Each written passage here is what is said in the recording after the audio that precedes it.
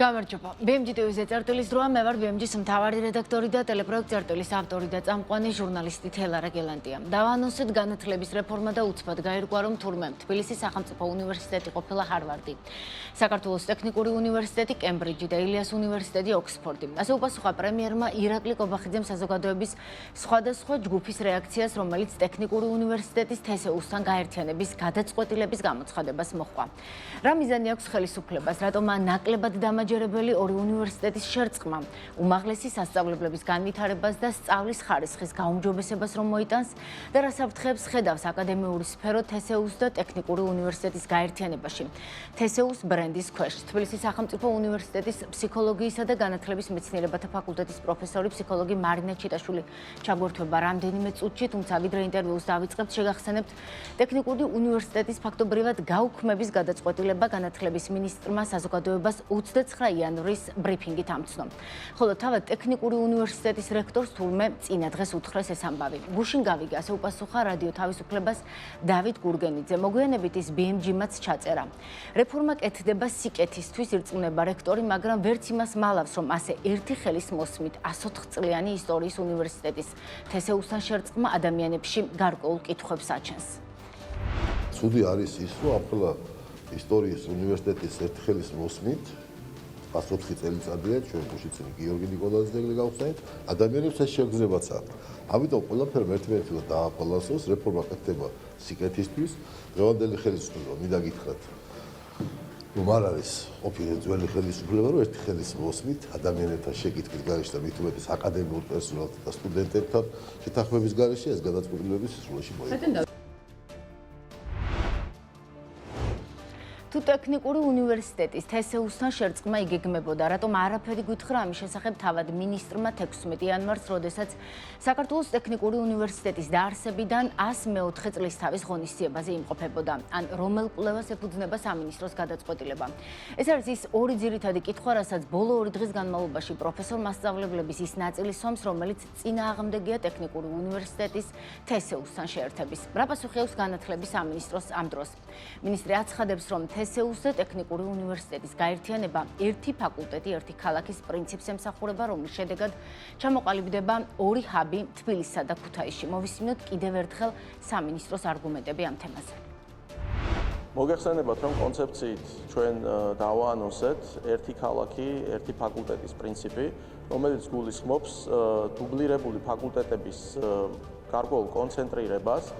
ჩვენ ნახეთ, რომ არაერთი მიმართულებით ამ ორ წამყვან სახელმწიფო უნივერსიტეტს აქვს მსგავსი მიმართულებები და ჩვენი მიზანი არის, რომ საკადრო რესურსი, მატერიალურ-ტექნიკური ბაზები უფრო კოორდინირებული და კონცენტრირებული გავხადოთ, რაც შესაძლებლობას მოგცემს, რომ პირველ რიგში ხარისხი გავზარდოთ, მეორე ის, რომ მაქსიმალურად კოორდინირებულად წარმართოთ მთელი სასწავლო პროცესი და რაც მთავარია, მთელი ეს პროცესი უზრუნველყოფდეს არა მარტო ხარისხის გაზრდას, არამედ ამ უნივერსიტეტების საქმიანობის ამ უნივერსიტეტის უკვე გაერთიანებულ ფორმატში უნივერსიტეტის საქმიანობის წარმოჩენას, როგორც ადგილობრივ, ასევე საერთაშორისო დონეზე, მისი რეიტინგებისა და შემდგომი იმიჯის ამაღლების თვალსაზრისით. გარდა ამისა, წინა დღეებში, როცა თესეუსთან ტექნიკური უნივერსიტეტის გადაწყვეტილება გამოაცხადა, გივი მექანაძემ ისიც თქვა, რომ მიმდინარე რეფორმის ფარგლებში არ იგეგმება აკადემიური კადრების შემცირება და არც სტუდენტთა ჩარიცხვის კვოტებს შევამცირებთო. მოკლედ, ჯერჯერობით მხოლოდ ის ვიცით, რომ ხელისუფლების გადაწყვეტილებით ტექნიკური უნივერსიტეტი არსებული ფორმით და სახელწოდებით არ იარსებებს, მაგრამ ამით სწავლის ხარისხი როგორ უმჯობესდება არ ჩანს. რა ჩანს მკაფიოდ ოცნების ხელისუფლების განათლების რეფორმაში, პროფესორი მარინა ჩიტაშვილი გვერდდება პირდაპირ ეთერში. საღამომშვიდობის ქალბატონო მარინა, ძალიან დიდი მადლობა, რომ გამონახეთ დრო და გვერდთვებით გადაცემაში. პირველ რიგში მინდა გთხოვოთ ირაკლი კობახიძის საკმაოდ ირონიული განცხადების კომენტირება, რომლითაც მან უპასუხა ყველას, ვინც თესეუსთან ტექნიკური უნივერსიტეტის შეერთების გადაწყვეტილება გააკრიტიკა. კიდევ ერთხელ ციტირებ მას, თურმე თბილისის სახელმწიფო უნივერსიტეტი ყოფილა ჰარვარდი, ტექნიკური უნივერსიტეტი კემბრიჯი და ილიას უნივერსიტეტი ოქსფორდიო. კობახიძეს ახასიათებს საერთოდ ცინიკური განცხადებები, მაშინ როდესაც ის დგას მიკროფონთან როგორც პრემიერ-მინისტრი და ელაპარაკება ჟურნალისტებს, ისე რომ მერე პასუხს არავინ არ უბრუნებს. ამიტომ ეს პირველი შემთხვევა არ გახლავთ. ახლა რაც შეეხება ამ განცხადებას, ამოსავალი პრინციპი აქ არის ესეთი: ყველა ქვეყანას აქვს ისეთი უნივერსიტეტი,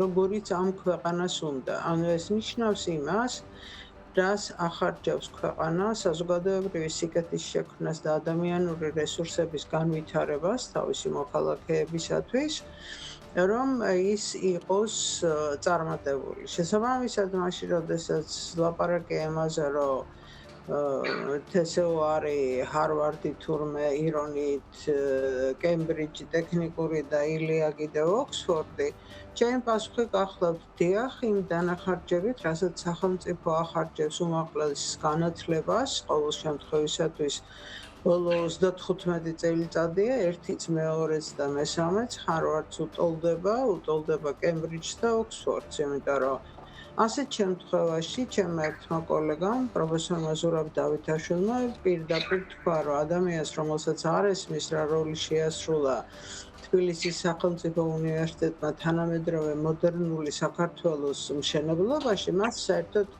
სამწუხაროა, მაგრამ არაფერი არ ესმის, იმიტომ რომ თუ არ იქნებოდა თბილისის სახელმწიფო უნივერსიტეტი, ჩვენ არ გვექნებოდა ყველაფერს თავი დავანებოთ ტერმინოლოგია, რომელზეც ჩვენ დღეს სხვადასხვა მეცნიერებებს თუ დარგებს ვანვითარებთ, რომ არ ყოფილიყო თბილისის სახელმწიფო უნივერსიტეტი, არ იქნებოდა შენახული იდეა საქართველოს დამოუკიდებლობის და რომ არ ყოფილიყო თბილისის სახელმწიფო უნივერსიტეტი, ასეთ შემთხვევაში არ იარსებებდა ის მრავალფეროვნება, რომელიც იწყება ჯერ ტექნიკური უნივერსიტეტის გასვლით, მერე ამას მიყვება სამედიცინო უნივერსიტეტი, მერე კიდე სხვა უნივერსიტეტები და იშლება ფართედ უმაღლესი განათლების მრავალპროფილური ქსელი საქართველოში.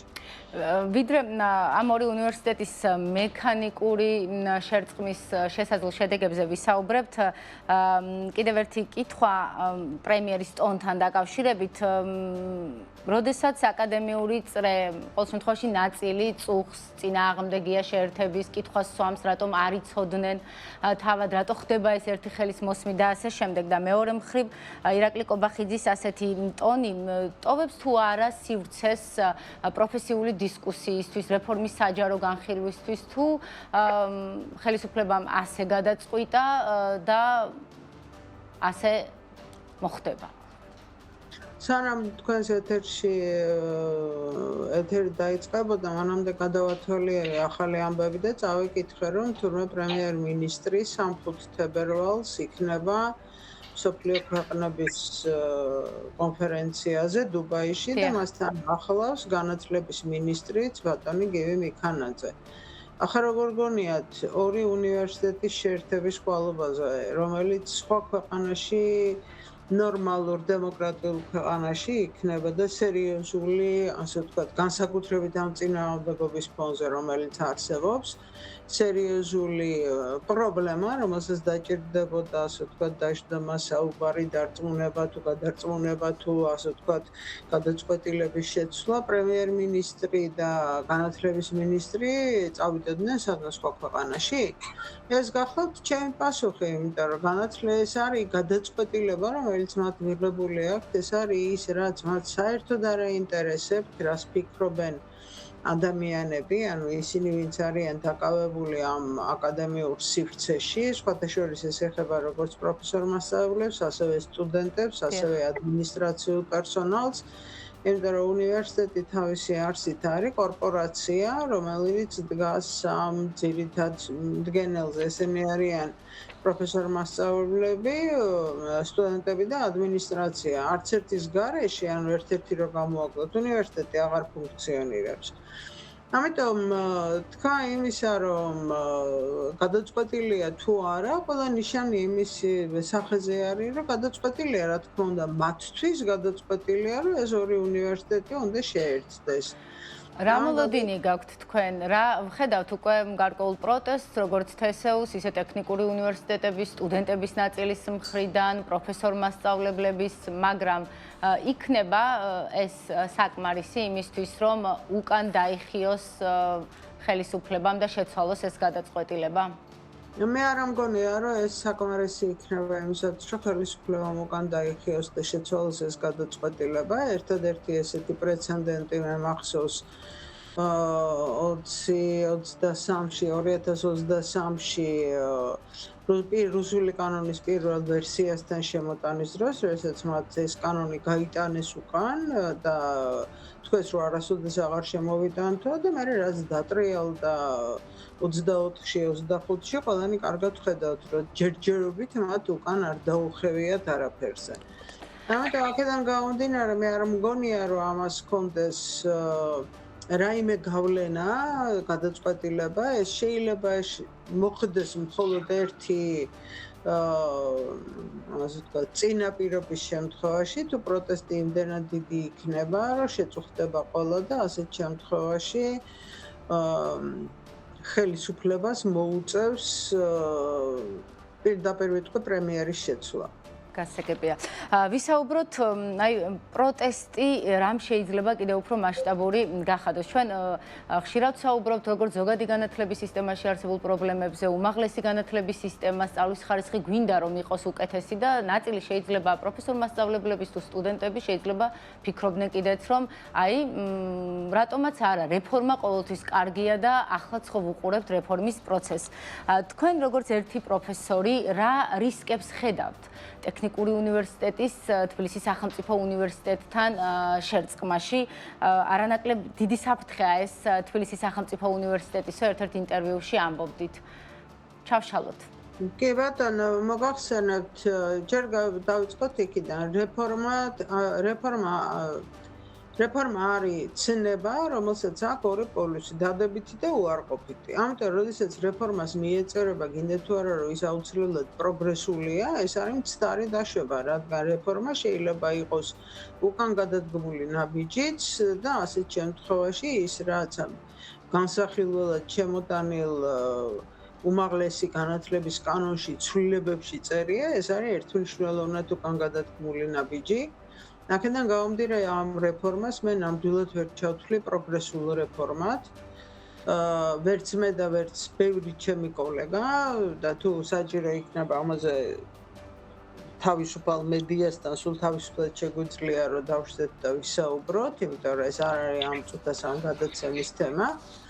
მეორე საკითხი, რომელიც თქვენ ძალიან სტუდენტებს და ლექტორებს ვიღაცებს მოწონთ. სტუდენტებს და ლექტორებს შეიძლება ვიღაცებს მოწონდეთ, იმიტომ რომ ასეთ შემთხვევაში ზუსტად ეს კულუარული და სოციალური ქსელები, რომლითაც ისინი არიან დაკავშირებული მოქმედ ისტაბლიშმენტთან, მათ საშუალებას აძლევს არაცოდნისა და არა მარტო ცოდნისა და განათლების მიხედვით და დამსახურების მიხედვით შეძლონ, ასე ვთქვათ, უფრო მაღალ პოზიციებზე წინ წაწევა.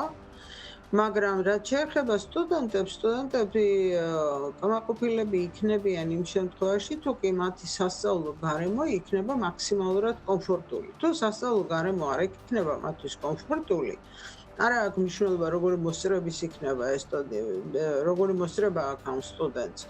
ეს დარჩება უკმაყოფილო და ერთ-ერთი ძირითადი, ასე ვთქვათ, მოლოდინი, რომელიც მე მაქვს, ეს არის ის, რომ სტუდენტებს საკმაოდ აერევათ თავიანთი სასწავლო გარემო, იმის გამო, რომ ეს ორი დიდი უნივერსიტეტი, ნამდვილად ყველაზე დიდი უნივერსიტეტები საქართველოში, ამ წუთას მე რაოდენობას გულისხმობ, თუმცა შემიძლია ვთქვა, რომ თვისებრივადაც ვთვლი, რომ ყოველ შემთხვევისათვის მე არ ვთვლი. საერთაშორისო რეიტინგებში ფიგურირებს სამი უნივერსიტეტი: თსუ, ტექნიკური და ილია. ხო და 25,000 უნივერსიტეტიდან 1,500 ისე, როდესაც სახელმწიფო თითქმის არ გაფინანსებს და არაფერს არ დებს განათლებაში. 1500 ადგილზე რო ხარ და პლუსით და ეს ორი უნივერსიტეტი ხდება, მე მგონია რომ ეს ცუდი შედეგი არ არის. ცუდი შედეგია თუ ესე შევხედავთ ჩემი გადმოსახედიდან, იმიტომ რომ მე მინდა რომ პირველ ხუთაში ვიყოთ, მაგრამ ნუ ახლა ასეთ შემთხვევაში პირველი ხუთასის დანახარჯი და ჩვენი დანახარჯი ერთი და იგივე არ არის. და არა მარტო დანახარჯი, კიდე ბევრი პარამეტრია. კარგით, ამას თავი დავანებოთ. არა კომფორტული სწავლის ხარისხის ნაწილში ამაზეც რო ვისაუბროთ. იმიტომ რომ ერთ-ერთი ასე ვთქვათ, ყოველ შემთხვევაში სწავლის ხარისხის გაუმჯობესების სახელით კეთდება ეს ყველაფერი. იქ გივი მიქანაძე მისაუბრა უსმენდით დასაწყისში, თითქოს დუბლირებული ფაკულტეტები არსებობს, პროგრამები და ასე შემდეგ. არ არის იცით რა შეასახმო დუბლირებული ფაკულტეტები კი არა, ყველაფერს თავი დავანებოთ. თქვენ თუ სწავლობთ მაგალითად საინჟინრო ტექნოლოგიის ფაკულტეტზე და მე ვსწავლობ საბუნებისმეტყველო მეცნიერების ფაკულტეტზე, მეც და თქვენც ერთნაირად უნდა გავიაროთ საბუნებისმეტყველო საგნები და კალკულუსი პირველი და მეორე. შესაბამისად, ეს პოლიტექნიკურში ევოკაცრავად ტექნიკურ უნივერსიტეტში იქნება თუ თბილისის სახელმწიფო უნივერსიტეტში იქნება. ამ საგნებზე მიბმულია თავისი ხალხი და ეს საგნები აუცილებლად უნდა გავიაროთ, ხო? ასეთ შემთხვევაში კონკურენცია გამოდის, კონკურენცია კი არა, ასე ვთქვათ, შეერთების დროს დადგება აუცილებლად საკითხი იმის კვალობაზე, რომ ქიმია, ფიზიკა, მათემატიკა, ბიოლოგია, თავისი სხვადასხვა იმეებით, რა ქვია, კურსების დონეებით ამ ორივე უნივერსიტეტში იკითხება კომპიუტერული მეცნიერებები, იმას რა ქვია, არის არქიტექტურა თბილისის სახელმწიფო უნივერსიტეტს ნამდვილად არა აქვს. ეკონომიკა, სოციალური მეცნიერებები, იურისპრუდენცია. როდესაც თქვენ აერთებთ ამ ორ უნივერსიტეტს და ერთგანაც და მეორეგანაც გყავთ უკვე მზამზარეული კონტინგენტი იმისი, რა ქვია, სტუდენტების და პროფესორ-მასწავლებლების, აი როგორ აპირებთ ამის ერთად გაერთიანებას, მე ეს არ ვიცი. ან როგორ მოქმედებს ეს ხარისხზე, ითქვა ყოველ შემთხვევაში. მოქმედებს იმდაგვარად, რომ როდესაც ერთი წლის წინ ავტორიზაცია მიიღო ორივე უნივერსიტეტმა, იქ მოდავება არ ყოფილა იმაზე, რომ მზად არიან ეს უნივერსიტეტები თუ არა იმისათვის, რომ სასწავლო პროგრამები განახორციელონ. პროგრამული აკრედიტაცია ამ უნივერსიტეტებს ასევე აქვთ მიღებული, საერთოდ კლასტერულ აკრედიტაციაზე ვიყავით გადასულები და ჩვენ კი არ ვიყავით გადასულები, მთელი საქართველო ვიყავით გადასულები, იმიტომ რომ ეს იყო ხარისხის უზრუნველყოფის სამსახურის მოთხოვნა.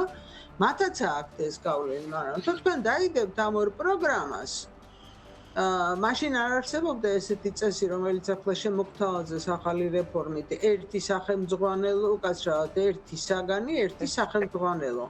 ერთი და იგივე საგანს მაგალითად, აი რა გითხრათ ახლა, საქართველოს ისტორიას მე შეიძლება ვასწავლიდე სრულიად სხვა სახელმძღვანელოთი, თბილისის სახელმწიფო უნივერსიტეტში სხვა ავტორით და ტექნიკურ უნივერსიტეტში ასწავლდნენ სრულიად სხვა სახელმძღვანელოთი. ეხლა როგორ იქნება საქმე? თუ კი ჩვენ ერთი და წესი და რიგით ეგ არის, ხო? აბა ეხლა შეერთებას და ოპტიმიზაციას რა აზრი აქვს, რომ თქვენ სტუდენტები უნდა შეაერთოთ, ერთი ჯგუფი გახადოთ და მე იმას როგორ გადაანაწილებთ, ვის რამდენი საათი ექნება, ეგ სხვა თემაა. თუ მე სხვა რაკურსით ამაქვს გავლილი ეს კურსი და თქვენ კიდევ სხვა რაკურსით შევმიყვანეთ სტუდენტები, მე რა უნდა ვქნა, უკან უნდა დავბრუნდე, ან ჩემი კურსი უნდა გადავაწყო იმაზე, თუ როგორ იქნება ეგ მაგის საქმე. რა არის ის ძირითადი კითხვები, რასაც დაუსვამდით ირაკლი კობახიძეს თუ გივი მიქანაძეს, ვინც არიან ყოველ შემთხვევაში რეფორმის გარკვეულ წრეებში განათლების დეფორმა რომ შეერქვა, მათ ისინი რომ მოდიოდნენ თქვენთან, ან თანხმდებოდნენ დებატებს, რომელიც ანონსდება. მე ძირითადი კითხვა იქნებოდა ძალიან მარტივი. ნორმატული თვალსაზრისით განათლება ემსახურება ქვეყნის განვითარებას. შესაბამისად, ამ განათლების რეფორმაში რადევს ისეთი, რომელიც ემსახურება ქვეყანაში სოციალური კაპიტალის, ანუ ადამიანური რესურსების განვითარებას. რადევს ამ პროგრამაში უკაცრავად კონცეფციაში ისეთი, რომელიც ავითარებს კვლევაზე დაფუძნებულ სწავლებას, ინოვაციებს და ტექნოლოგიებს მაშინ რა ქვია ქვეყანაში. აი ეს კითხვა მექნება მე, მეტი სხვა კითხვა არ მექნება არანაირ. სამწუხაროდ კვლევები, მათ შორის ის შრომის ბაზრის კვლევა, რასაც თურმე უნდა დაეფუძნოს უმაღლესი განათლების რეფორმა, ამ დრომდე არც ეგ არის საჯარო და არც ვიცით დეტალურად ვინ მუშაობდა საერთოდ ამ კონცეფციის და რეფორმის შემუშავებაზე.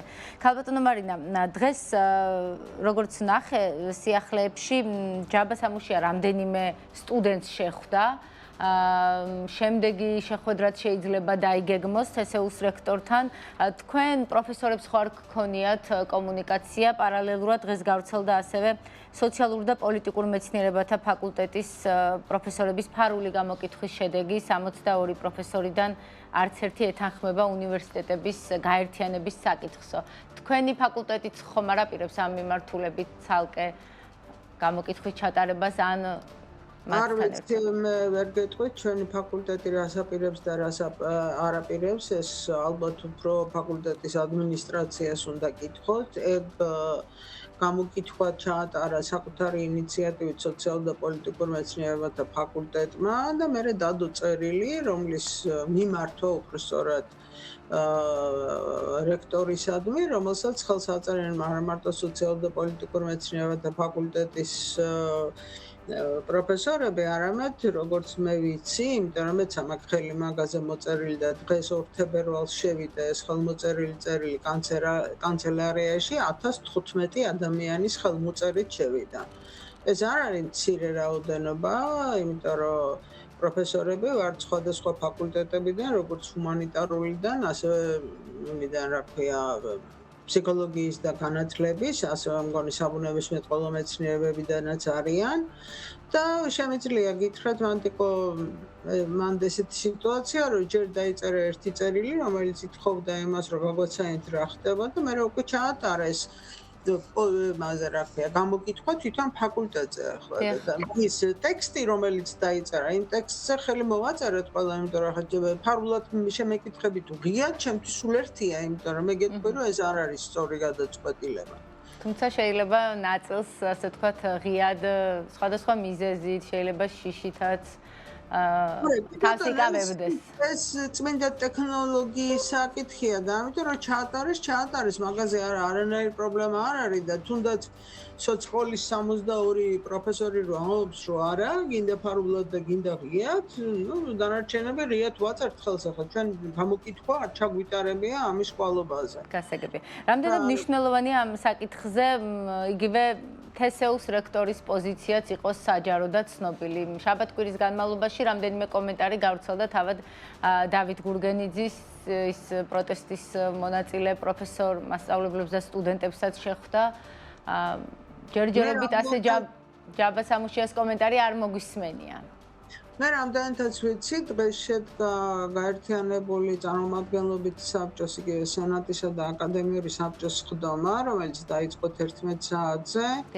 მე მივედი ალბათ 12-15-20 წუთისათვის უნივერსიტეტის ბაღში, დაკეტილი იყო კარები, არავის შესვლა არ შეიძლება, მას სხდომა მიმდინარეობდა და ვიცი, რომ რამოდენიმე კოლეგა, რომელიც არ არის არც ერთი რა ქვია, საბჭოს წევრი, ესწრებოდა უბრალოდ, იმიტომ რომ საბჭოს სხდომები ღია, ის დახურული არ არის, კენჭისყრაზე საკითხი არ დამდგარა არაფერი და ამიტომ ადამიანს შეუძლია შევიდეს და დაესწროს უბრალოდ ამას არ იყენებენ ხოლმე და მე გამობძანდა ერთ-ერთი კოლეგა ქეთემ ხუსკივაძე და მან თქვა, რომ ეს იყო დაახლოებით იგივე შინაარსის განცხადებები სამუშიას მხრიდანაც, რაც მოვისმინეთ ტექნიკური უნივერსიტეტის რექტორის, არც ვიცი როგორ მოიხსენო, ალბათ უკვე ყოფილი რექტორის დავით გურგენიძის მხრიდან, რომ ეს არის სახელმწიფოს უფლება თურმე რომ შეიძლება რომ ეს ორი უნივერსიტეტი სახელმწიფო უნივერსიტეტების რეორგანიზაციის ყვალობაზე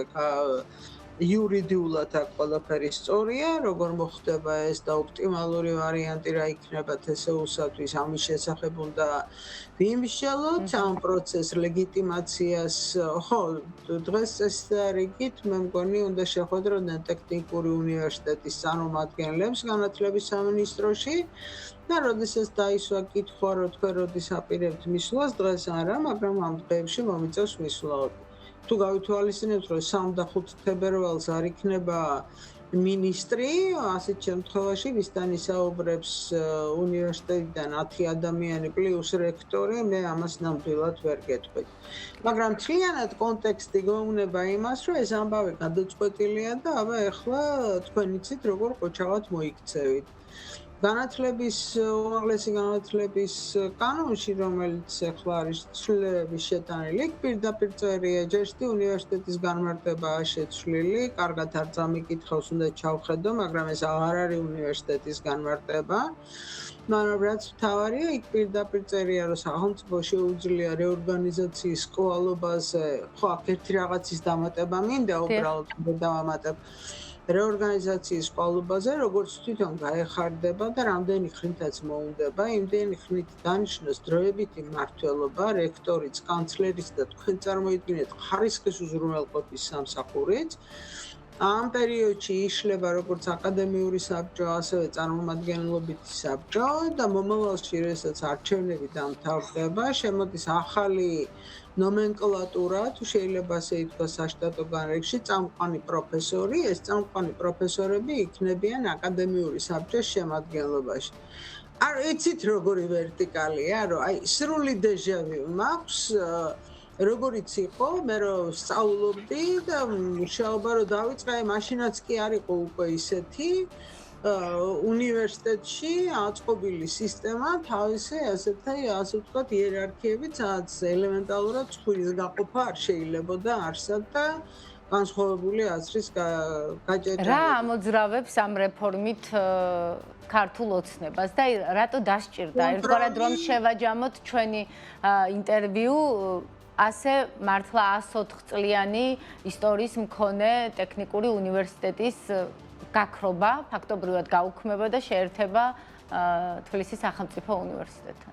მე ჯერ კიდევ მინდა გავიმეორო, რომ ტექნიკური უნივერსიტეტის ფაქტობრივი გაუქმებით და მისი თბილისის სახელმწიფო უნივერსიტეტთან შეერთებით არც ერთი აღარ არის, არც ტექნიკური უნივერსიტეტი და არც თბილისის სახელმწიფო უნივერსიტეტი. რას მივიღებთ? არ ვიცი რას მივიღებთ, სრულიად გაუგებარ რაღაცას, თუ ცინიზმზე მიდგა საქმე, კიდე კაი ამას არ დაარქვეს თბილისის თავისუფალი უნივერსიტეტი, ანუ თბილისის სახელმწიფო უნივერსიტეტის პირველი სახელი, ვერ დაარქვენდნენ, იმიტომ რომ სახელმწიფო უნივერსიტეტად აქციეს და შესაბამისად ამის მთელი დანიშნულება, თუ კი შევხედავთ უნივერსიტეტში მოწყობის იერარქიას, იქნება მაქსიმალური კონტროლი პროფესორ მასწავლებლებზე, რომლებსაც ექნებათ მთავრობის მიერ დამტკიცებული კურიკულუმით, სწავლების უფლება, მხოლოდ და ეს წერია შეტანილ ცვლილებებში და ეხლა რა კურსებიც მიმდინარეობს, შეიძლება ამ კურსებიდან საერთოდ არც ერთი აღარ დარჩეს. მე გულისხმობ განსაკუთრებით ჰუმანიტარიაში, სოციალურ მეცნიერებებში და ჩვენთანაც, იმის გამო, რომ ეს არ იქნება დაშვებული მთავრობის მიერ და უფრო მეტიც, თუ მთავრობამ არ დაგიმტკიცათ სასწავლო პროგრამა, თქვენ ვერც ბაკალავრიატს ვერ განახორციელებთ და ვერც იმას, რა ქვია, სამაგისტრო პროგრამას, αλλά დოქტორანტურა საერთოდ არ აინტერესებს ამ განათლების რეფორმას, ეს ხო ფაქტია. ასეთი მკაცრი ხელი რატომ მოინდომა ქართულმა ოცნებამ დაინახა, ხედავთ ქვეყანაში რა პროცესები მიდის და შიში კიდევ უფრო მეტი პროტესტი არ დაწყებულიყო სახელმწიფო უნივერსიტეტებში თუ ზოგადად უნივერსიტეტებში, მათ შორის სტუდენტების მხრიდანაც. ვიცით რა, მეტი პროტესტი არ დაწყებულიყო კი არა, პროტესტის აღმოჩენების შესაძლებლობა მაქსიმალურად ყოფილიყო შეზღუდული. იმიტომ რომ ამ ხნის განმავლობაში პროტესტი თუ ამოსაცენებელი იყო, უფრო მეტი აღმოცენდებოდა და ის რაც ჩანასახში არსებობს, საიდანაც შეიძლება წამოვიდეს პროტესტი, აი ეს სივრცე უნდა იყოს მაქსიმალურად გაკონტროლებული. რას დავუსვათ წერტილი ქართულ განათლების სისტემაში, ჩემი ბოლო კითხვა. ანუ კითხაობას. რაც დღეს გვაქვს. ძალიან დიდი მადლობა. წარმატებები BMG ადევნებს თვალს, რა თქმა უნდა, და ყოველთვის მზად ვართ დაგითმოთ დრო. წერტილი დღეს ამით დასრულებულია, ჩვენს კითხვებს პასუხობდა თბილისის სახელმწიფო უნივერსიტეტის პროფესორი, ფსიქოლოგი მარინა ჩიტაშვილი. მე ხვალამდე გემშვიდობებით.